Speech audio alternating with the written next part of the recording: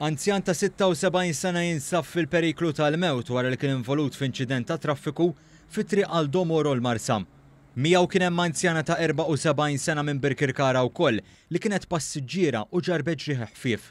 L-inċident seħħ ħabta ta' 8 ta' 3 filgħodu. Is-sewwieq għal xi raġuni telef il-kontroll tal-vettura li kienet isuq bil-karozza ħabtet mal-barikati tal-ħadid u mad-daqqa spiċċat f'karreġġjata f'nofs it-triq. Ħaddiema tal-Protezzjoni Ċivili intervjenew biex ħarġu lill-anzjani minn ġol karozza li ġarbet ħsarat estensivi.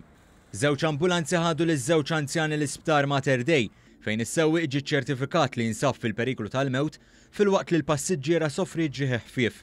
Bil-każ ġie infurmat il-Maġistrat Francesco De Pasquale li ħatar diversi esperti sabiex jassistuh fl-inkjesta li ġiet appuntata. L-investigazzjoni tal-Pulizija għadhom għaddejjin.